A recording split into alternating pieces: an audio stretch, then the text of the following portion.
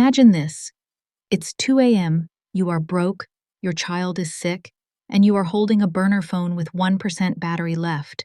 You have one shot to get the money you need to survive. You type a threat to your ex-husband's bookie. You press send. You pray. But instead of a text back, you see headlights. Blinding white xenon lights cutting through the darkness. Not one car, but five. 5 military-grade Escalades surrounding your crumbling apartment building. This isn't a rescue mission. This is a siege. This is the story of Elena Cross, a woman who accidentally summoned the king of the Chicago underworld to her doorstep. What happens when a lamb invites a wolf into her home? Does she get eaten? Or does she become the queen of the pack? You are listening to Fate's Gentle Hands. This is She Texted the Mafia Boss Wrongly, and trust me, you won't be able to pause this one. The freezing rain tapped against my cracked window pane like skeleton fingers demanding to be let in. It was 2 a.m. in Chicago, and the temperature had dropped enough to turn the city into a graveyard of ice and gray slush. Inside my apartment, it was not much warmer. The radiator hissed and sputtered, dying a slow death just like everything else in my life. I sat on the floor, my back pressed against the peeling wallpaper of the hallway. In my hands, I held the only thing my ex-husband Travis had left behind besides a mountain of debt, a burner phone with a cracked screen. My thumb hovered over the send button. I was shaking, not just from the cold that seeped into my bones, but from the sheer, terrifying adrenaline of what I was about to do. I looked down at the contact name saved in the phone, the banker. Travis had mentioned him once when he was drunk, rambling about a loan shark who held the keys to the city. I did not care about keys. I cared about the empty vial of insulin sitting on my kitchen counter. I typed the message again, my breath hitching in my throat. I know where the hard drive is. $50,000. Cash. Tonight. Or I send the location to the feds. I squeezed my eyes shut and pressed send. 1 second passed. Then 2. The silence in the apartment was heavy, broken only by the raspy, wet cough of my 5-year-old daughter, Lily, sleeping in the bedroom. That sound tore through me sharper than any knife. The insurance company had sent the final rejection letter yesterday. Pre-existing condition. Policy lapsed. Words that meant my daughter was going to die because I could not afford to keep her alive. I stared at the screen waiting for a reply, a threat, a negotiation, anything. Nothing happened. The screen went dark. I let out a shaky breath, burying my face in my knees. I was an idiot. A desperate, foolish idiot. I had probably just texted a dead number, or worse, some low-level bookie who would just laugh at me. I was not a criminal. I was a data analyst who had lost her job when the firm downsized, a mother who was selling her furniture to buy groceries. Then I heard it. It started as a low rumble, vibrating through the thin floorboards beneath me. It grew louder, a deep, guttural roar that I felt in my teeth, the sound of raw power. I scrambled to my knees and crawled to the window, pulling back the thin sheet I used as a curtain. My heart stopped. It had not even been 2 minutes. Down on the street, slicing through the winter storm like predators stalking prey, were 5 black SUVs. They were not police cruisers. They were Cadillac Escalades, massive and armored, their polished black paint gleaming under the streetlights. They moved in perfect formation, a convoy of death rolling into my rundown neighborhood. They screeched to a halt directly in front of my building. Blinding white xenon headlights cut through the darkness, flooding my living room with an aggressive, exposing light. I scrambled back, gasping as the light hit my face. No, this was not a bookie, this was not a loan shark. This was an army. Panic, cold and sharp, spiked in my chest. I had poked a sleeping dragon and now it was at my door. "Mommy?" Lily's voice was small, terrified. I was on my feet in an instant. I rushed into the bedroom, scooping her up from the mattress on the floor. Her skin was hot, too hot, but her small body was shivering. "It is okay, baby," I whispered, my voice trembling despite my best efforts. "We are going to play a game. Remember the quiet game?" I opened the narrow closet. It smelled of mildew and old cedar. I pushed aside the few coats hanging there and set her down on the pile of blankets I kept for emergencies. "Hide in here," I told her, gripping her small shoulders. "Cover your ears, Lily. Cover them tight. Do not make a sound until I come and get you. Do you promise me?" "I promise," she whispered, her eyes wide and glassy. I kissed her forehead, tasting the salt of my own sweat, and closed the closet door. I backed away, my eyes darting around the room for a weapon. My eyes landed on the kitchenette. I grabbed the fruit knife from the counter. The blade was dull, the handle loose. It was pathetic. It would not stop a man, let alone an army, but the weight of it in my hand was the only thing keeping me from collapsing. Heavy footsteps echoed in the stairwell. Thud, thud, thud. They were not running. They were not shouting, "Police, open up." They were moving with the terrifying calmness of executioners. I stood in the center of the living room, facing the door. My grip on the knife was so tight my knuckles turned white. I thought about Travis. I thought about how he had stolen our savings and run, leaving me to face this alone. I thought about the insurance agent who had told me, denied, with a bored voice. If I was going to die tonight, I would die screaming. The footsteps stopped outside my door. Silence stretched, thick and suffocating. I could hear the wind howling outside, the blood rushing in my ears. I waited for a knock. There was no knock. Boom! The door exploded inward. Wood splintered and flew across the room like shrapnel. The lock shattered, metal clattering against the floor. A gust of freezing wind and dust blasted into the apartment. I screamed, backing up, raising the knife with shaking hands. Through the haze of dust and the gloom of the hallway, a figure emerged. He stepped over the broken door as if it were nothing but a minor inconvenience. He was tall, looming over 6 feet, filling the frame of the doorway entirely.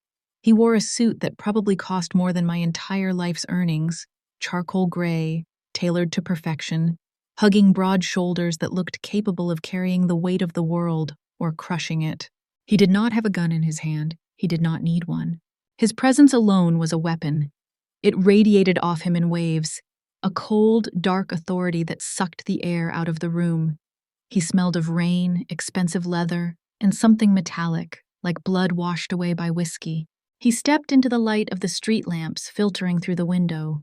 His face was hard angles and shadow, a jawline carved from granite, covered in the shadow of a day-old beard. But it was his eyes that froze me in place. They were blue, not the color of the sky, but the color of the deepest part of a frozen lake, where no light could ever reach. He looked at the knife in my hand, then he looked at me. There was no fear in his eyes, no anger, just a terrifying, calculating assessment. He was looking at me the way a wolf looks at a rabbit that has forgotten how to run.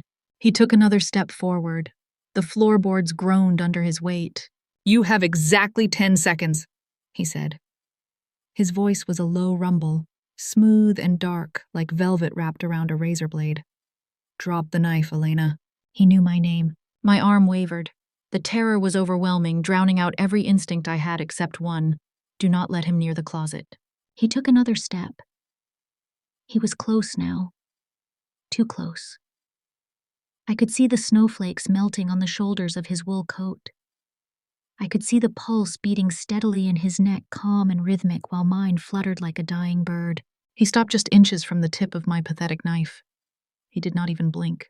"I said," he whispered, and the sound was more terrifying than a shout, "Drop it!" Our eyes locked. And in that moment, as the sirens wailed in the distance and the cold wind swirled around us, I knew one thing with absolute certainty. The man standing in my living room was not a banker. He was the devil himself, and I had just invited him in. He had walked in. Not a fat loan shark as I imagined, but a reaper in an Italian suit. Before we see what fate holds for Elena in the hands of this stranger, please pause for just 1 second. Hit the like button and comment Chicago below to mark your presence. I will release part 2 tomorrow if this video gets 1,000 likes. The door swung open. And the man standing there wasn't the fat creditor I'd imagined. He was death. A death named Dante Versetti. Before we continue to see how Elena will confront this death, will she kneel and beg, or will he crush her in an instant? Please pause for a second. Press the like button below and comment the keyword Chicago if you're listening to this story at night. Your support is what motivates me to release part 2 tomorrow. And now, he began walking towards me. The air in the room shifted, turning heavy and suffocating as 2 more men stepped in behind the man in the charcoal suit. They were mountains of muscle wrapped in black trench coats, their faces stony and indifferent. One of them, a giant with a scar running through his left eyebrow, kicked the remains of my front door aside. My heart hammered against my ribs like a trapped bird. 10 seconds. He had given me 10 seconds. I did not drop the knife. Instead, my grip tightened until my hand cramped. It was a useless gesture, I knew that. Against these men, I was nothing but a nuisance. But behind me, in that closet, was my entire world. And I would not let them touch her. "Time is up," the man in the suit said. He did not move. He simply tilted his head, a microscopic gesture of command. The scarred giant moved. He blurred into motion, faster than a man of his size had any right to be. Before I could even slash the air, a hand the size of a dinner plate clamped around my wrist. Pain exploded up my arm. I gasped, the knife clattering to the floor. In one fluid motion, he twisted my arm behind my back and slammed me face first into the peeling wallpaper. The drywall cracked under the impact. Dust filled my nose, mixing with the metallic tang of blood from my split lip. "Clear the room," the man in the suit ordered. His voice was bored, detached. "No!" I screamed, trashing against the giant's grip. "Do not touch anything! Get out!" The man in the suit ignored me. He walked to the center of the room, his polished Oxfords crunching over the debris. He pulled a handkerchief from his breast pocket. Silk, monogrammed, and picked up the burner phone I had dropped. He pressed a button. The screen lit up, casting a ghostly blue glow on his sharp features. He read the text message. My text message.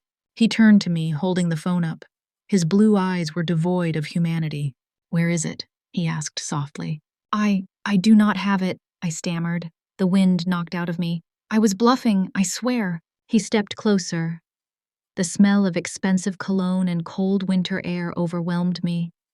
He reached out with a gloved hand and gripped my chin, forcing my head up. The leather of his glove was smooth, cool against my flushed skin, but his grip was iron. "You text Dante Versetti about a hard drive containing $50 million in laundered cryptocurrency ledgers, and then you tell me you were bluffing?" My blood ran cold. Laundered cryptocurrency, 50 million? I thought you were the bookie, I whispered, my voice breaking. "Travis, my husband, he owes money. I thought you were the shark coming to collect. I just wanted $5,000 for my daughter's medicine." Dante stared at me. His eyes searched mine, dissecting my pupils, my pulse, the sweat on my brow. He was a human lie detector, and I was terrified he would find the truth too pathetic to believe. "A bookie," he repeated, the word rolling off his tongue with disdain. He looked around my apartment. He took in the water stains on the ceiling, the empty refrigerator, the pile of eviction notices on the counter. He released my chin with a shove, wiping his gloved hand on his handkerchief as if my poverty was a contagious disease. "She is telling the truth," he said to the giant holding me. "She is nobody, just a desperate ex-wife fishing in the dark." "Do we neutralize her, boss?" the giant asked. His tone was casual, like asking if he should take out the trash. "No," Dante said, turning his back on me. "She is useless, but she knows the name. Burn the phone. We leave." Relief, sharp and dizzying, washed over me. They were leaving. Then a sound shattered my world. A scream, high-pitched and terrified. "Mommy!" It came from the closet. Dante froze. He turned back slowly, his eyes narrowing. "Alessandro," he said to the giant, "check the closet." "No!" I shrieked. Adrenaline, hot and primal, flooded my veins. I did not think. I reacted. I threw my weight backward, slamming my heel into Alessandro's shin. He grunted, his grip loosening for a fraction of a second. It was enough. I tore my arm free and lunged. Not for the door, for Dante. I slammed into him, grabbing the lapels of his expensive coat, trying to push him back, trying to create a wall between him and my child. "Do not touch her!" I screamed, clawing at him. He caught my wrists easily, his expression one of mild annoyance rather than fear. but I was feral. I lowered my head and sank my teeth into the leather of his glove, biting down hard enough to bruise the hand beneath. He hissed, a sharp intake of breath. Alessandro was on me in an instant, a gun barrel pressing cold against my temple. "Don't," Dante commanded. Alessandro froze. I released Dante's hand, my chest heaving, my back pressed against the closet door. I spread my arms wide, shielding the wood. "You will have to kill me," I panted, staring straight into Dante's ice-blue eyes. "You want to get to her? You put a bullet in me first." Silence stretched, thick and heavy. Dante looked at his hand, inspecting the indentations my teeth had left in the leather. Then he looked at me. Really looked at me. He saw the desperation, the ferocity, the absolute willingness to die. He stepped forward. Alessandro stepped back, lowering his weapon. Dante reached past me. I flinched, closing my eyes, waiting for the end. But he didn't touch me. He opened the closet door. Lily was huddled in the corner, clutching a dirty stuffed rabbit, her face pale and sweaty. She looked up at the towering man in the suit, trembling. Dante stared at the child. He looked at her flushed cheeks, the dark circles under her eyes. He looked back at the apartment, a freezing box with no heat, no food, and a mother who fought like a cornered lioness. "Travis Cross," Dante said, the name sounding like a curse. "That is your husband?" "Ex-husband," I spat. "He stole from me," Dante said, his voice devoid of emotion. "And now the Russians are looking for him. If they find him, they find you. And if they find you," he looked at Lily, "they will not be as polite as I am."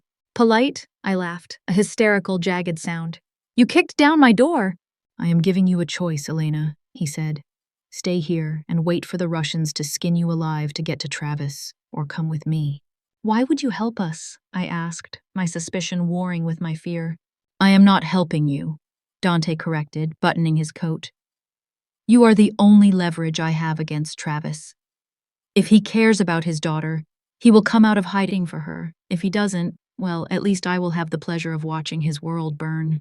He turned to Alessandro. "Pack them up. Take only what is necessary." "And the apartment, boss?" Dante glanced at the peeling wallpaper one last time. "Torch it," he said. "Make it look like a gas leak, no loose ends." Alessandro grabbed my arm again, dragging me toward the door. Another man scooped Lily up. She screamed, reaching for me. "It is okay, baby," I yelled, stumbling after them. "Mommy is here." As they shoved me out into the biting cold of the Chicago night, I looked back. One of the men was pouring gasoline from a canister onto my meager furniture. My home, my sanctuary, it was gone. I was shoved into the back of the lead Escalade. The leather seat was soft, smelling of new car and power. Dante slid in next to me. The door slammed shut with a heavy final thud, the lock engaged.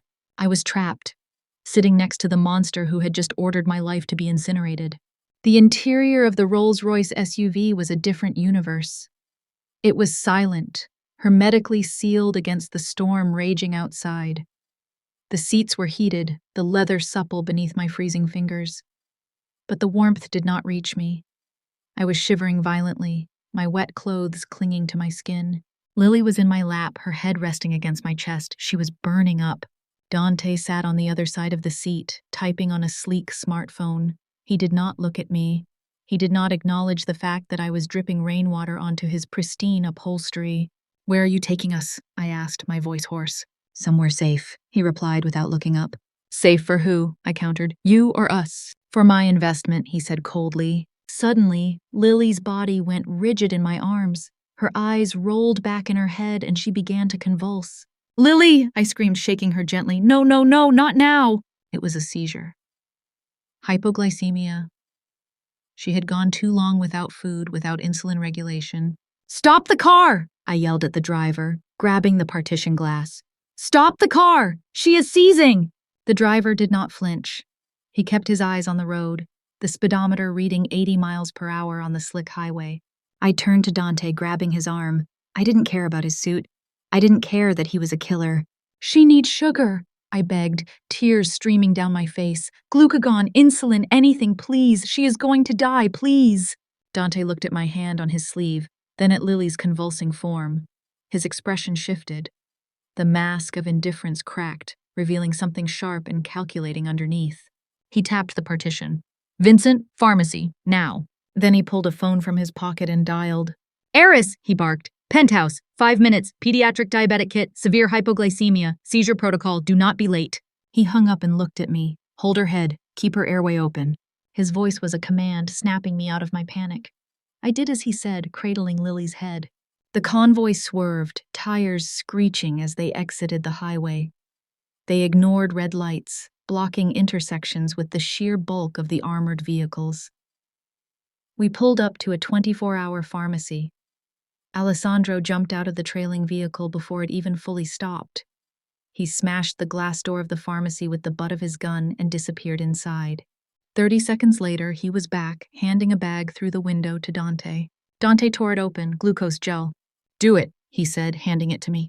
I squeezed the gel into Lily's mouth, massaging her throat, praying, begging the universe to let it work.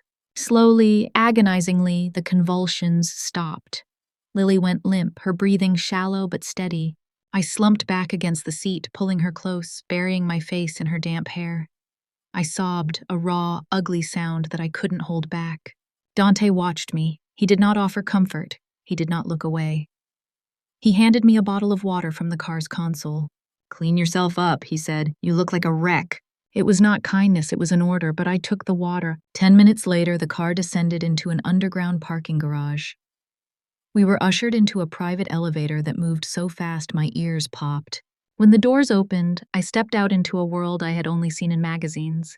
The penthouse. Floor-to-ceiling glass walls overlooked the entire Chicago skyline, a sea of glittering lights that looked beautiful and cold. The floors were marble, black and white. The furniture was minimalist, sharp angles and dark leather. It was not a home. It was a fortress, a museum of wealth and isolation. A man with silver hair and a medical bag was waiting in the center of the living room. Dr. Eris. The girl, Eris said, stepping forward. I hesitated, clutching Lily tighter. Let him work, Dante said, removing his coat and tossing it onto a chair. He is the best doctor money can buy, better than the interns at the county hospital you can't afford. The sting of his words hit its mark. I laid Lily down on the plush sofa. Dr. Eris went to work immediately, checking her vitals, setting up an IV drip with practiced efficiency. She is stable, Eris announced after a few tense minutes. She needs rest, regular medication, and proper nutrition. I will leave a supply of insulin here. I slumped into a nearby armchair, exhaustion finally overtaking the adrenaline. My daughter was alive. She was warm. She was safe. For now, Dante walked over to a wet bar and poured a glass of amber liquid.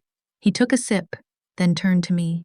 He reached behind the bar and pulled out a sleek, silver laptop and a thick manila folder. He threw them onto the coffee table in front of me. The loud thud made me jump. The doctor is for her, Dante said, leaning against the bar, swirling his drink. This is for you. I looked at the laptop, then at him. What is this?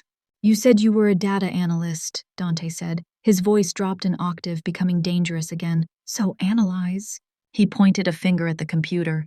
Your husband, Travis, has my hard drive. He has gone off the grid. My men are muscle, not hackers. They can break bones, but they cannot find a ghost. He took a step toward me, towering over the chair. You have 2 hours, Elena.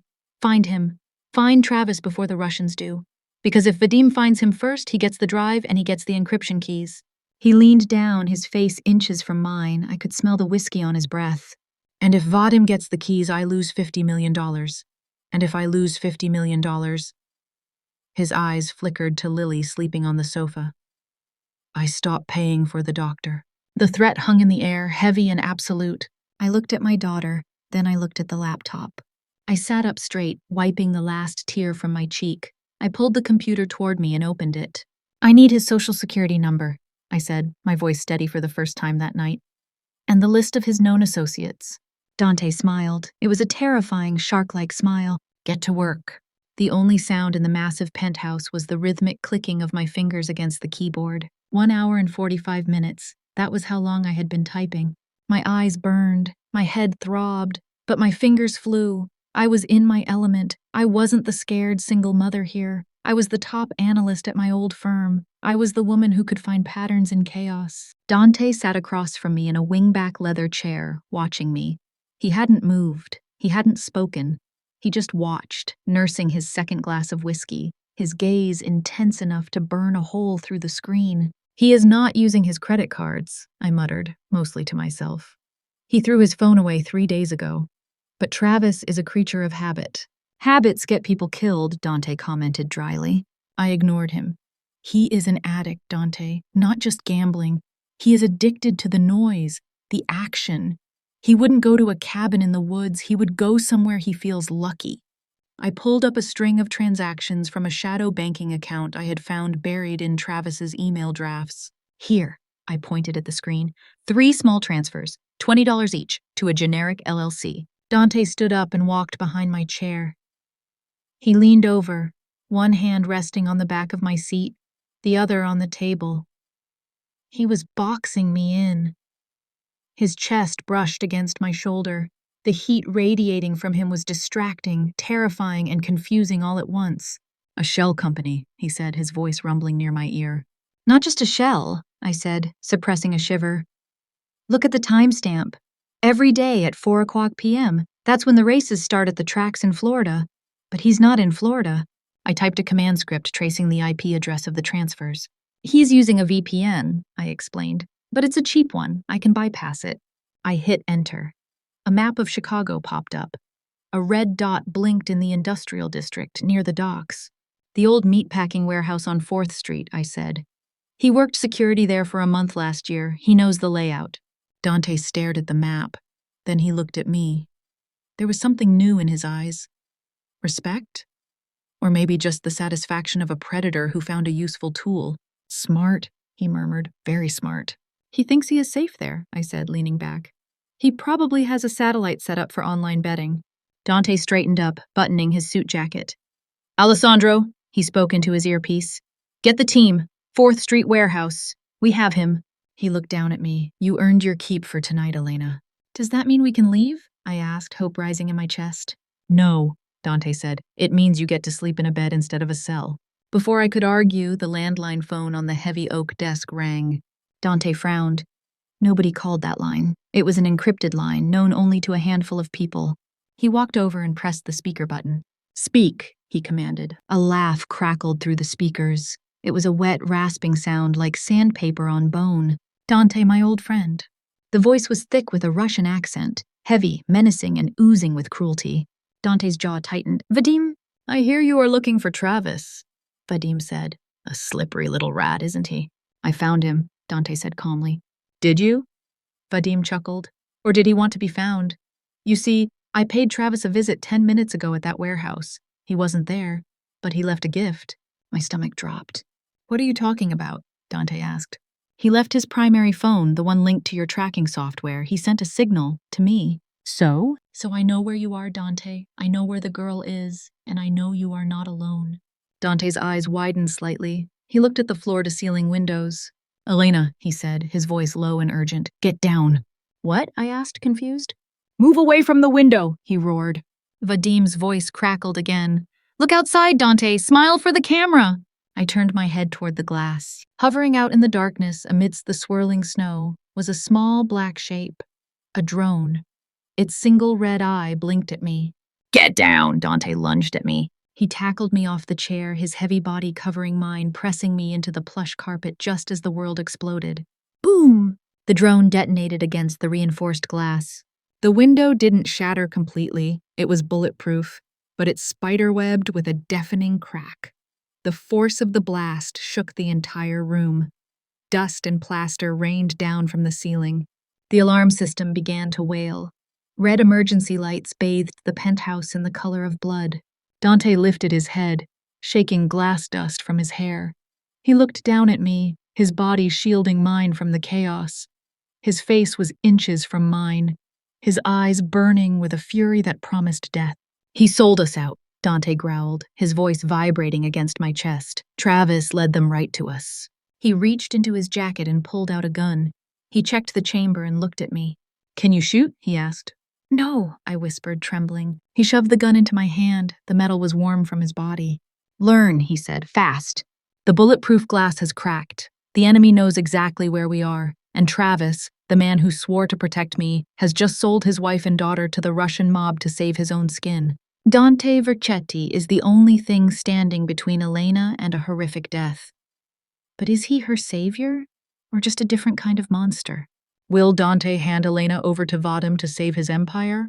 Or will he turn this penthouse into a fortress and fight to the last bullet? Do not miss part 5 tomorrow. It is going to be a bloodbath. If you are rooting for the Mafia boss to burn the world down for her, comment Team Dante below. And hit that subscribe button and ring the bell. You do not want to be late for the war. The vibration of the explosion was still humming in the floorboards beneath my cheek. The alarms were not just a sound, they were a physical assault, a rhythmic, shrieking pulse that turned the luxurious penthouse into a crimson hellscape. Red emergency lights strobed, making Dante's face above me look like a fractured mask of war. He did not let me up immediately.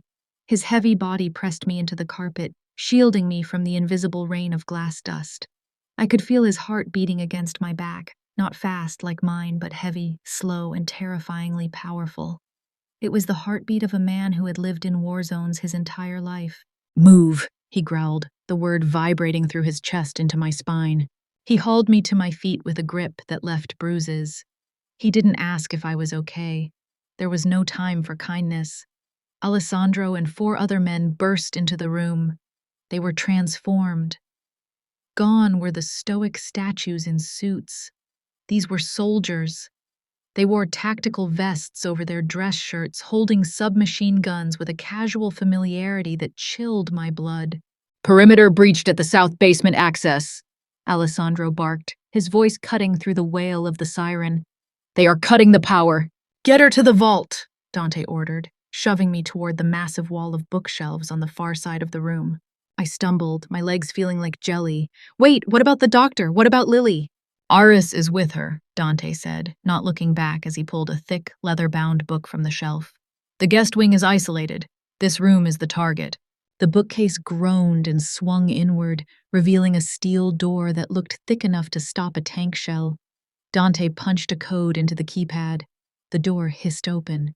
He shoved me inside. I expected a dark, cramped bunker. I expected concrete walls and canned food. I was wrong. The panic room was a sleek, high-tech command center. One wall was entirely covered in monitors, displaying every angle of the building's exterior and interior. The other walls were lined with racks. Guns. Rows and rows of them. Black, silver, matte, chrome. Assault rifles, shotguns, pistols. It was an arsenal that could level a small country. Dante didn't look at the screens yet. He walked straight to a rack, grabbed a black handgun, and turned to me. "Take it," he commanded. I stared at the weapon. It looked heavy, evil. I can't. I've never... "Take it!" He grabbed my hand and slapped the cold metal into my palm. It was heavier than I imagined. It felt alien, wrong against my skin. My hand was shaking so badly I almost dropped it. Dante cursed under his breath. He stepped in close, behind me. His chest pressed against my back, engulfing me in his heat and the scent of expensive whiskey and danger. He wrapped his large, rough hands over mine, forcing my fingers into the correct position. "Finger off the trigger until you are ready to destroy something," he whispered, his mouth right next to my ear. His voice was a low rumble that sent a shiver straight down my spine, a confusing mix of terror and an electric, primal attraction that I had no business feeling in the middle of a gunfight. "Grip it high," he instructed, his thumb pressing down on my knuckle. "Do not let the recoil break your wrist. You aim for the center of mass, the chest. You do not stop shooting until they stop moving. Do you understand me, Elena?" I can't kill anyone," I stammered, leaning back into him involuntarily. His body was a solid wall of muscle, the only steady thing in a world that was tilting on its axis. "You are a mother," Dante said, his lips grazing the sensitive skin of my neck as he looked over my shoulder at the gun. "You will tear the throat out of God himself if he tries to touch your child. Do not tell me you cannot kill." He was right. God help me, he was right. I tightened my grip on the gun. "Good," he murmured. He stayed there for a second longer than necessary, his breath hot on my skin, before he pulled away. The loss of his warmth was immediate and jarring. Dante moved to the bank of monitors. Alessandro, report. They are in the elevator shaft, Alessandro's voice crackled over the intercom. Service elevator. They bypassed the lockdown. I looked at the screens. Dozens of camera angles showed the chaos outside. Men in tactical gear were swarming the lobby. Smoke filled the lower corridors. Then, my eyes caught movement on the bottom right screen. It was a view of the rear loading dock, a grainy black and white feed. A delivery truck was idling there, its engine running. Wait, I said, stepping closer to the monitors. That truck! It's their transport, Dante said dismissively, checking the magazine of his own weapon. No, I said, my voice rising. Zoom in, can you zoom in? Dante frowned but tapped a key. The image expanded. The driver was sitting in the cab, illuminated by the glow of a cigarette lighter. He wasn't wearing a mask. He was nervously tapping the steering wheel, looking back toward the building. I stopped breathing. I knew that nervous tick. I knew the slope of those shoulders. I knew the cowardly way he hunched in on himself when he was scared. That's Travis, I whispered. The rage that exploded in my chest was so hot it almost blinded me. He's not a hostage, he's driving them. Dante looked at the screen, then at me. His expression darkened. He worked security for a logistics firm, I said, the words spilling out like venom. He knows the service delivery schedules. He knows the override codes for the freight elevators. That is how they got in so fast. He is driving the getaway car, Dante concluded, his voice deadly calm. He sold you out, led them here, and now he is waiting to drive them away over your dead body. He thinks I'm dead already, I said, gripping the gun until my knuckles turned white. He thinks he can just trade us and walk away. Suddenly, the lights in the panic room flickered and died. Total darkness engulfed us, save for the pale, ghostly moonlight filtering in from the main room through the open vault door. They cut the main line, Dante said. He didn't sound scared. He sounded ready. Ting. The sound was soft, almost polite. It came from the main penthouse living room, the service elevator. The doors slid open with a heavy groan. Silence stretched for a heartbeat. Then a metallic clatter echoed across the marble floor. A canister rolled out of the darkness, spinning on the polished stone. Hiss. Thick, white smoke began to billow out, filling the beautiful, broken living room, obscuring the moonlight. Stay here, Dante ordered. He reached out and touched my cheek, a brief, rough caress. Lock the door. Do not open it unless you hear my voice. Dante, I whispered, grabbing his sleeve. There were too many of them. He pulled away. He grabbed 2 handguns from the rack, checking them with a fluid, practiced motion. He turned toward the door, his silhouette framed against the encroaching smoke. Watch the screens, Elena, he said. Class is in session. He stepped out into the smoke. The world outside the vault door became a cacophony of violence. Gunfire erupted, loud, cracking sounds that were nothing like the movies. It was deafening. I flinched with every shot, pressing my hands against the cold glass of the monitors, watching the nightmare unfold in high-definition infrared. On the screen, Dante was a wraith. He moved through the smoke with terrifying precision. He didn't spray bullets wildly. He fired 2 shots. Double tap. A man in tactical gear dropped. He moved to cover behind the grand piano, fired again. Another man fell. It was a slaughter, but there were too many of them. I watched Alessandro and the other bodyguards engaging the intruders near the kitchen island. Muzzle flashes lit up the smoke like strobe lights in a disco from hell. My eyes darted across the other screens. I was looking for something. I didn't know what until I saw it. Screen 4, the hallway leading to the guest wing. The smoke hadn't reached there yet. The corridor was empty, bathed in the red glow of the emergency lights. Then a shadow moved. It wasn't one of the Russian mercenaries. This figure wasn't wearing body armor. He was wearing a faded hoodie and jeans. He was moving low, crawling on his hands and knees, hugging the wall to avoid the crossfire. He wasn't moving toward Dante. He was moving away from the fight. He was moving toward Lily's room. Travis, I hissed. My blood turned to ice. He wasn't waiting in the truck anymore. He had come up. Why? To confirm the kill? No.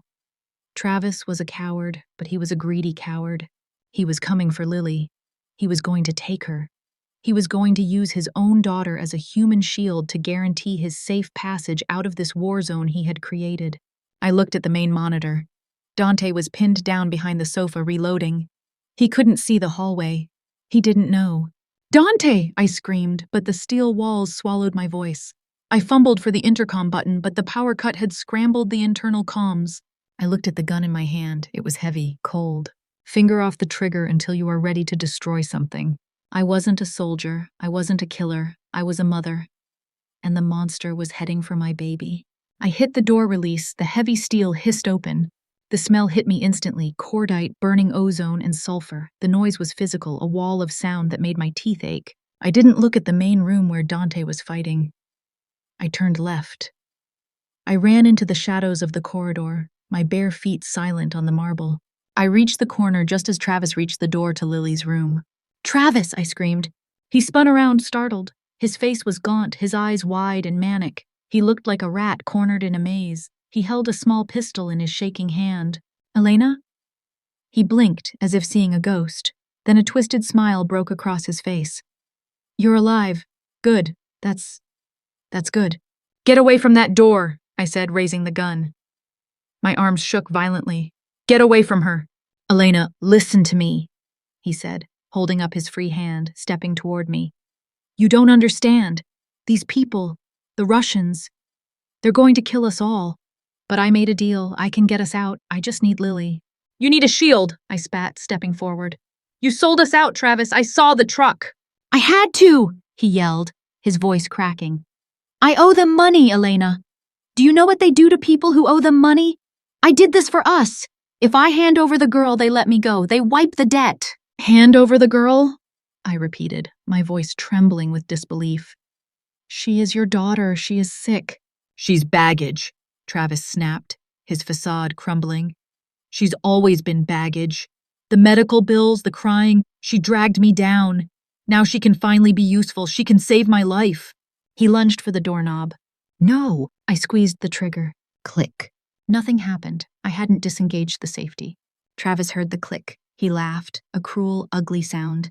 "You never could do what needed to be done, Elena. You're soft." He raised his pistol, aiming it at my chest. "Get out of my way, or I'll step over your corpse to get her." I froze. I stared down the barrel of the gun held by the man I had once promised to love forever. I closed my eyes, bracing for the impact. Boom! The shot was deafening. It sounded like a cannon in the narrow hallway. I didn't feel pain. I opened my eyes. Travis was screaming. He dropped his gun and clutched his right knee, or what was left of it. His leg was bent at a sickening angle, blood spraying across the white wall.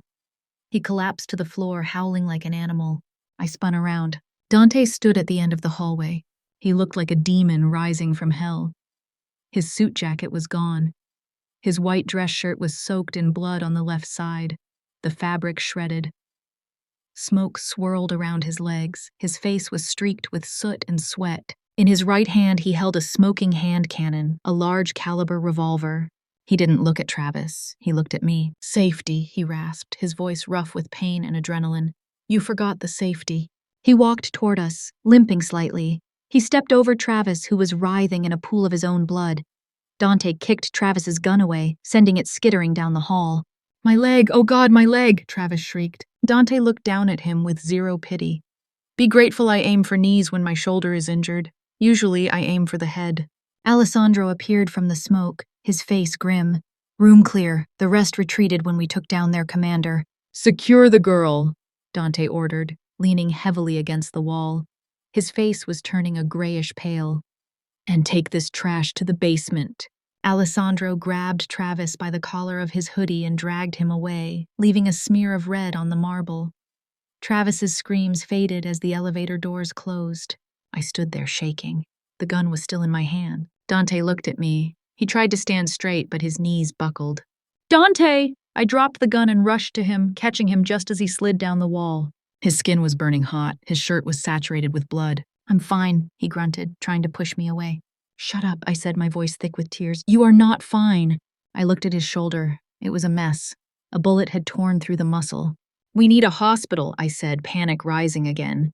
"No hospital." He winced, grabbing my wrist with his good hand. "No police, no records." "You're bleeding out." "Then fix it," he whispered, his blue eyes locking onto mine. "You're a mother. You fix things." Fix me. The silence that followed the battle was heavier than the noise. The penthouse smelled of death, burnt gunpowder, copper blood, and fear. I had helped Dante into the main bathroom. It was a cavernous space of black marble and gold fixtures, now stained with the evidence of violence. He sat on the edge of the massive bathtub, his breathing ragged. I knelt between his legs, a pair of surgical scissors in my hand, part of the medical kit Dr. Eris had left for Lily. Do it, Dante gritted out. I cut the fabric of his shirt. It peeled away with a wet, sticky sound. I gasped. The wound was angry and jagged, a furrow dug deep into the muscle of his left deltoid. It was bleeding sluggishly, but it was deep. The bullet went through, Dante said, examining the wound with a detachment that terrified me. No exit wound shrapnel. Just need to clean it and stitch it. I sew stuffed animals, I said, my hands trembling. I don't sew people. Skin is just fabric that bleeds, he said. He reached for a bottle of bourbon he had brought in with him. He took a long swig, his throat working as he swallowed the fire. Then he poured the alcohol directly onto the open wound. He didn't scream. He didn't even make a sound. His entire body went rigid, his muscles turning to stone under my hands. He threw his head back, his jaw clenched so hard I thought his teeth would shatter. A low, guttural growl vibrated in his chest. I watched a bead of sweat roll down his throat. The raw masculinity of his pain, the sheer endurance of it, hit me in the gut. Needle, he gasped. I threaded the curved needle. My hands were shaking so bad I missed the eye twice. Elena, he said, his voice was softer now. He reached out with his good hand and cupped my cheek. His thumb brushed away a tear I didn't know had fallen. His hand was rough, calloused, and stained with dried blood, but his touch was incredibly gentle. Look at me, he commanded. I looked up. His blue eyes were hazy with pain, but they were focused entirely on me. You saved my daughter, I whispered. You took a bullet for us. I protect what is mine, he said. The words hung in the air, heavy with implication. Mine. You need to stitch this, he said.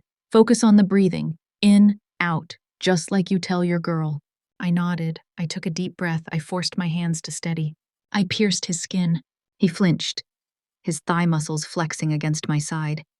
I worked quickly, pulling the edges of the wound together. 1 stitch, 2, 5. The room was intimate. Too intimate. The smell of the whiskey, the heat coming off his bare chest, the blood on my hands that belonged to him. It was a blood bond. We were no longer strangers. We were accomplices. I tied the final knot and snipped the thread. Done, I exhaled, slumping back on my heels. Dante looked down at his shoulder. It was ugly, but it was closed. Good work, he murmured. He didn't move away. I didn't move away. I was still kneeling between his legs. The adrenaline was fading, leaving behind a strange, hollow craving. I didn't know what I wanted. I wanted to feel alive. Dante leaned forward. His face was inches from mine. I could feel his breath on my lips. He smelled of bourbon and smoke. His gaze dropped to my mouth, then back to my eyes. The intensity of it scorched me. I almost lost it, he confessed, his voice a rough whisper. When I saw him going for the room, when I saw you in the hallway. You came back, I said. I will always come back, he vowed. He leaned closer. I closed my eyes, my heart pounding a different rhythm now. Not fear, desire, dark, dangerous desire. His lips brushed against the corner of my mouth, a tease, a promise. Boss, the voice shattered the moment like a hammer hitting glass. I jerked back. Dante froze, a flash of annoyance crossing his face. Alessandro stood in the doorway of the bathroom, looking pointedly away from us. Speak, Dante growled, not moving his hand from my knee. Travis is in the chair, Alessandro said. He is singing like a bird. He gave us the encryption codes for the hard drive. Dante's expression hardened.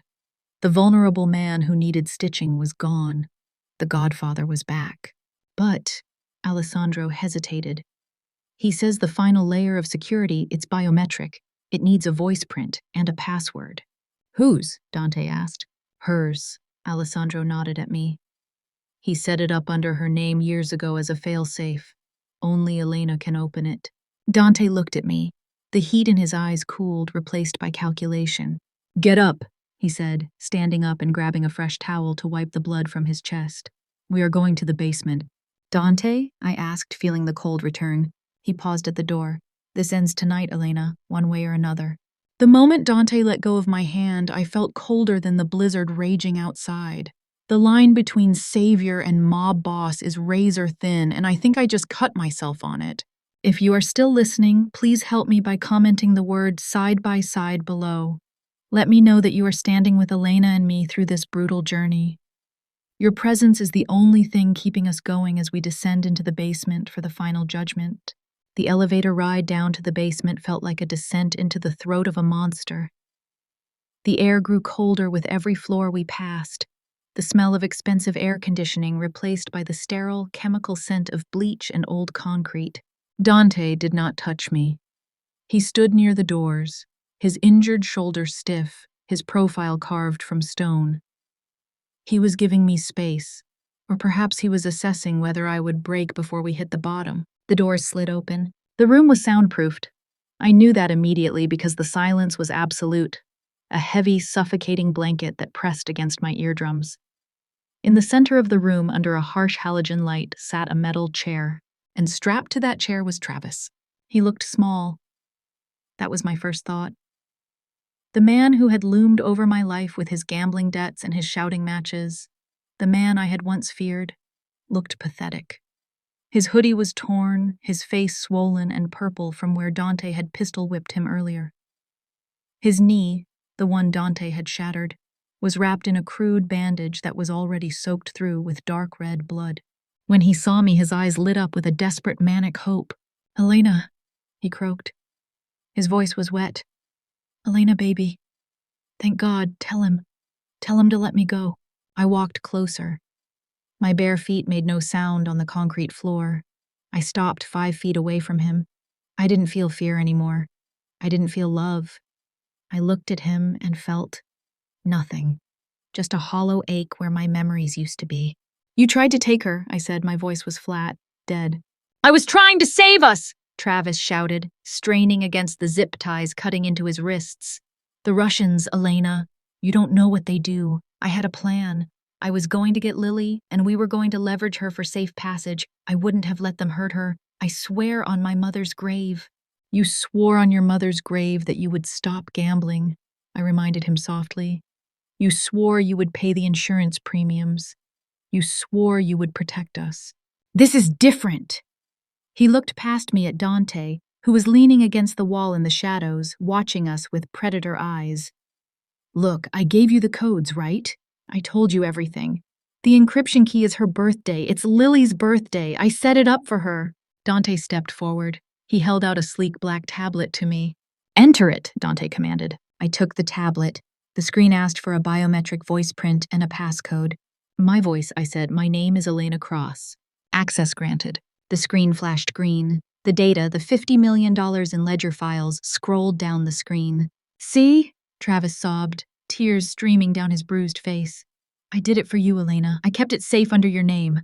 Doesn't that count for something? We can take the money, we can leave. Just you, me, and Lily, like the old days." He was delusional. He was trying to gaslight me, trying to rewrite history where he was the hero instead of the villain who sold his family to a butcher. Dante took the tablet from my hand and set it on a metal table. Then he reached into his waistband and pulled out a gun, a matte black semi-automatic, heavy, lethal. He placed it on the table next to the tablet. "He is your past, Elena," Dante said, his voice low and rough, vibrating through the small room. "He is the reason you were starving. He is the reason your daughter almost died tonight. He is the loose end." Dante looked at me, his blue eyes burning with a dark challenge. "You decide his future." I looked at the gun, then I looked at Travis. "Elena, no," Travis whimpered, shrinking back into the chair. "Elena, please. Remember our honeymoon? Remember when Lily was born? I'm her father. You can't kill her father." I reached out and picked up the gun. It was cold steel, but it felt warm in my hand. It felt like power. I raised the weapon. "You stopped being her father the moment you decided to use her as a human shield," I said. I aimed at his chest. Travis screamed. He squeezed his eyes shut, sobbing uncontrollably, begging, pleading, snot running down his face. A puddle of urine formed beneath his chair, dripping onto the concrete. I watched him fall apart. This man who had made me feel small for years. This man who had stolen my confidence. He was nothing. My finger tightened on the trigger. I could end it. Right here.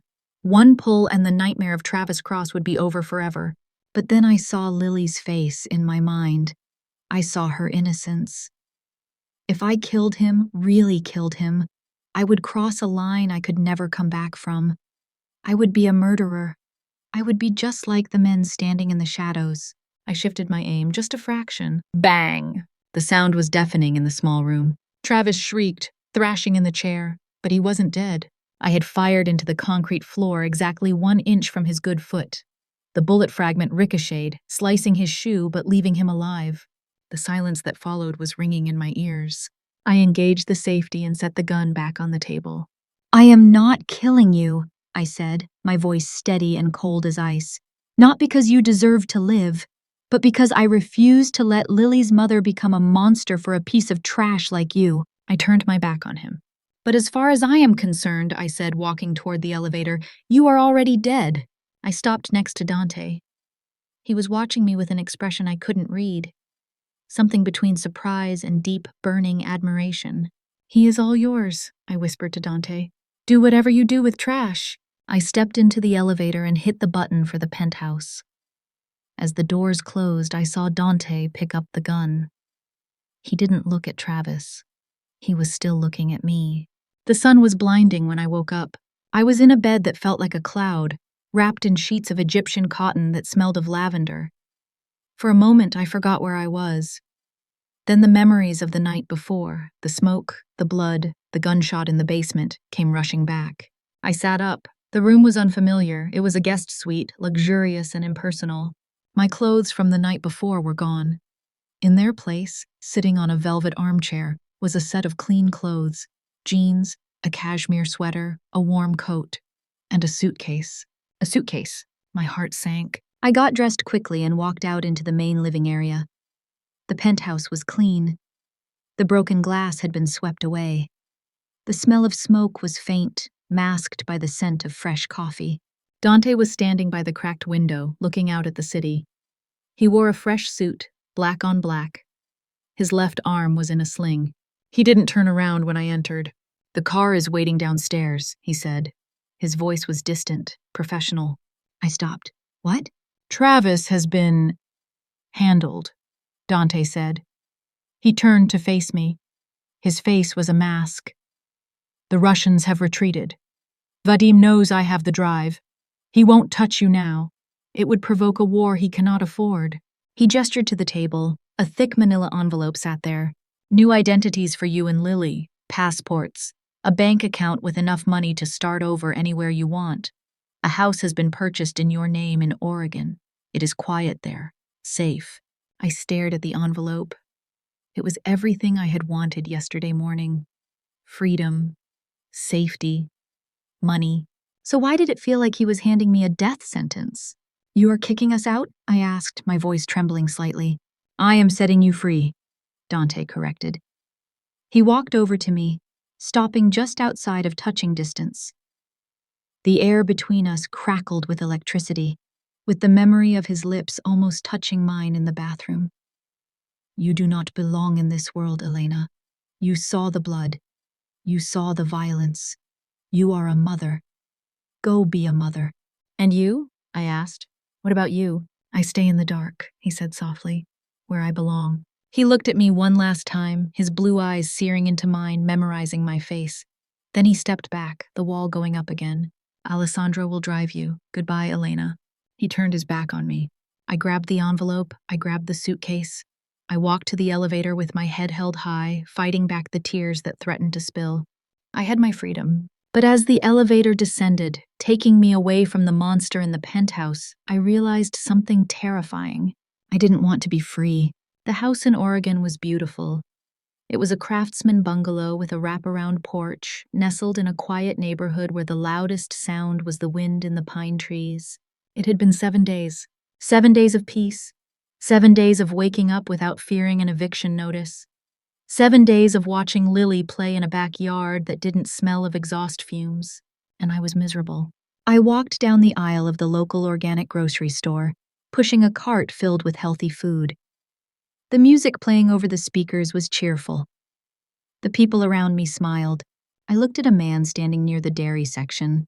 He was handsome in a safe suburban way. He smiled at me. I felt nothing. I looked at his hands. Soft. Unmarked. I compared them to Dante's hands. Scarred. Rough. Dangerous. Hands that had held a gun to save my life. Hands that had trembled while I stitched his flesh. I gripped the handle of the shopping cart until my knuckles turned white. A car backfired in the parking lot outside. Bang! I dropped to the crouch instantly, my hand flying to my waistband for a gun that wasn't there. My heart hammered a frantic rhythm against my ribs. People stared at me. The nice man by the milk looked concerned. "Ma'am, are you okay?" I stood up slowly, my face burning with shame. "I'm fine," I muttered. "Just startled." I abandoned the cart and ran out of the store. I sat in my new car, a sensible Volvo, and gripped the steering wheel, trying to breathe. I wasn't fine, I was broken. I had Stockholm Syndrome, I told myself. That was what the psychologists would say. I had fallen in love with my captor. I had trauma bonding. But deep down, I knew it was a lie. It wasn't that I was broken, it was that I had finally woken up. I had tasted power. I had tasted a life where I didn't have to be the victim. Dante hadn't just saved me. He had shown me that I had claws. And now, trying to pretend I was a domestic house cat was tearing me apart. I drove home in silence. When I walked into the living room, the TV was on. "Breaking news from Chicago," the anchor was saying. I froze. I turned up the volume. "Federal agents have raided the Vercetti Tower this morning following an anonymous tip. While no arrests have been made yet, sources say that Dante Vercetti, the CEO, is under investigation for a massive cyber laundering scheme." The screen showed footage of the tower, police tape, agents carrying boxes. Sources speculate that a rival syndicate may be involved in leaking evidence. Vadim. It was Vadim. He couldn't kill Dante, so he was destroying him legally. He was using the chaos from that night to plant evidence. And Dante? Dante was taking the heat alone. He hadn't used the hard drive. He hadn't implicated anyone else.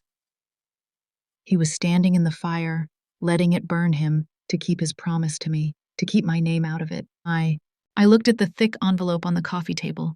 The money, the freedom. It was hush money, it was protection. I felt a tear slide down my cheek, not a tear of sadness, a tear of rage. He thought he could decide for me? He thought he could push me into the light while he burned in the dark? I picked up my phone. I dialed a number I had memorized, Alessandro's personal line. It went to voicemail. I dialed again and again. I looked at Lily, who was coloring at the kitchen table.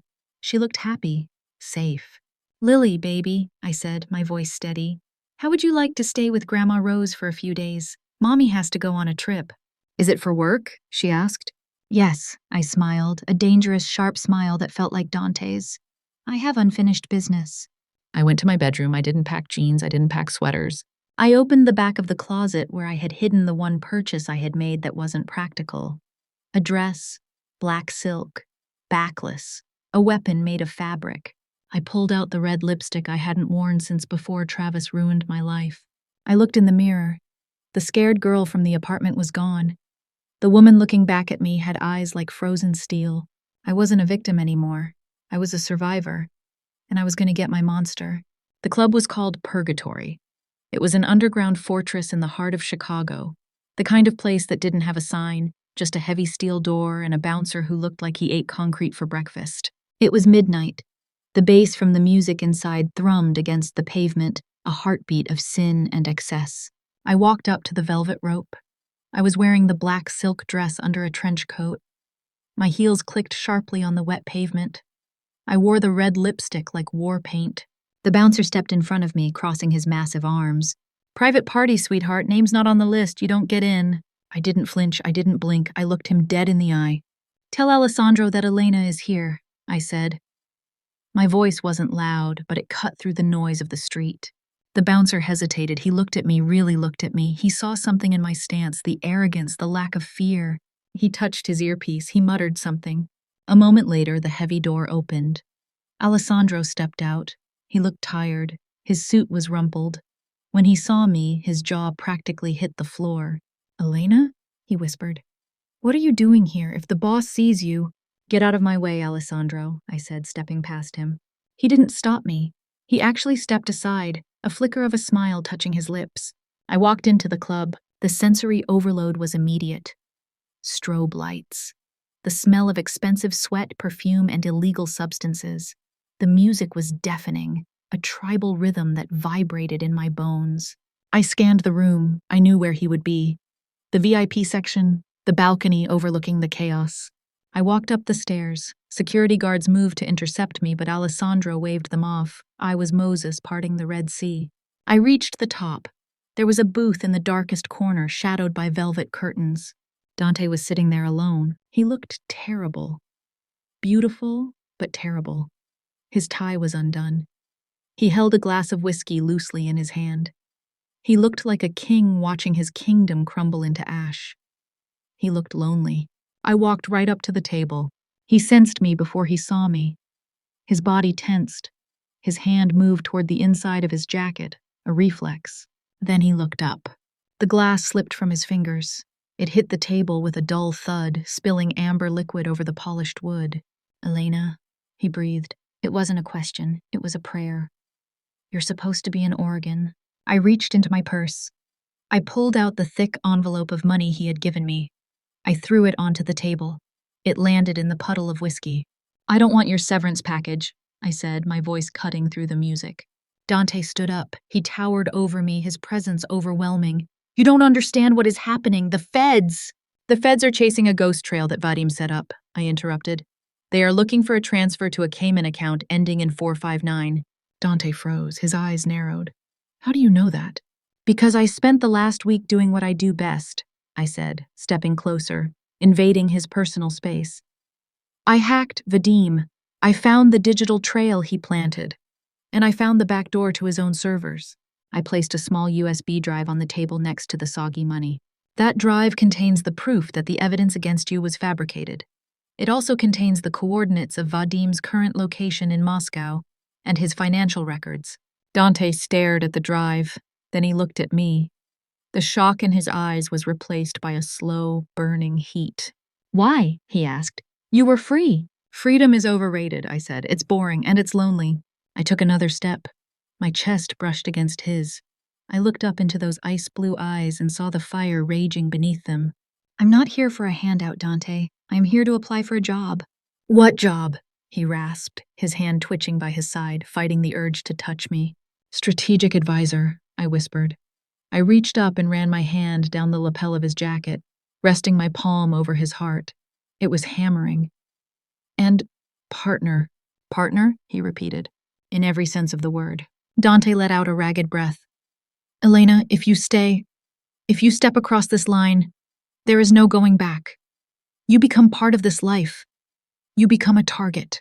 "I was a target when I was a nobody," I said, fierce.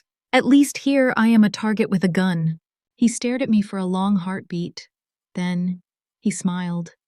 It was the first real smile I had ever seen on his face. It wasn't cruel.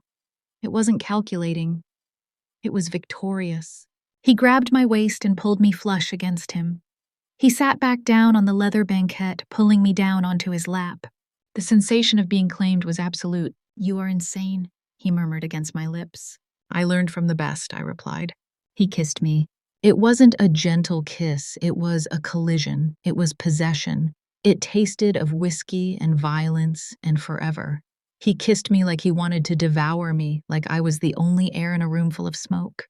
I wrapped my arms around his neck, deepening the kiss, claiming him right back. Below us, the club raged on, oblivious. But up here, in the shadows, a new alliance was forged. The king had his queen. Epilogue. The wind whipped my hair as we stood on the balcony of the penthouse. 6 months had passed. Chicago glittered below us, a sprawling grid of gold and darkness. It was cold, but I didn't feel it. Dante's arm was wrapped around my waist, his coat draped over my shoulders. Lily was asleep inside, safe in a room guarded by men who would die for her. She had the best doctors, the best schools. She was happy. Vadim? I asked, looking at the city. Gone, Dante said simply. The Russians have a new leader, one who understands boundaries. He turned me to face him. His shoulder had healed, leaving a jagged scar that I traced with my fingers every night. You know, he said, a playful glint in his eyes. I never thanked you for that text message. I laughed. The one where I threatened to send you to the FBI. The one where you walked into my life, he corrected. He brushed a strand of hair from my face, his touch reverent. You sent it to the wrong number, Elena. I looked at him. I looked at the strength in his jaw, the devotion in his eyes. I thought about the fear I used to live in and the power I held now. I thought about the love that burned between us, a love forged in fire and blood. I smiled, leaning into his touch. No, Dante, I whispered. It was the only right number I ever dialed. The screen faded to black as the distant sirens of the city wailed their eternal song. But we were no longer afraid. We were the ones the city feared. And that, my friends, is how a wrong number became the only right choice Elena ever made. From a freezing apartment to the penthouse at the top of the world, from a victim to a queen who holds the leash of a monster. It's a reminder that sometimes fate's hands aren't gentle at all. Sometimes they push us off a cliff just to teach us how to fly. What did you think of Dante and Elena's journey? Did you love Elena's transformation from a scared mother to a fierce partner? Or did Dante's ruthless protection steal your heart? I want to hear your thoughts. Please leave a comment down below with the word destiny if you enjoyed this story. It tells me that you want more dark, gritty romances like this one. If this story made your heart race, even just a little bit, please hit that like button. It supports the channel more than you know. And if you haven't already, make sure to subscribe to Fate's Gentle Hands and ring that notification bell. We have so many more stories waiting in the shadows. Tales of forbidden love, dangerous men, and the women who bring them to their knees. You don't want to miss what's coming next. Thank you for spending your time with me today. Thank you for walking through the darkness with us. Until next time, trust your instincts and maybe double-check that phone number before you press send. Stay safe and keep dreaming dangerously.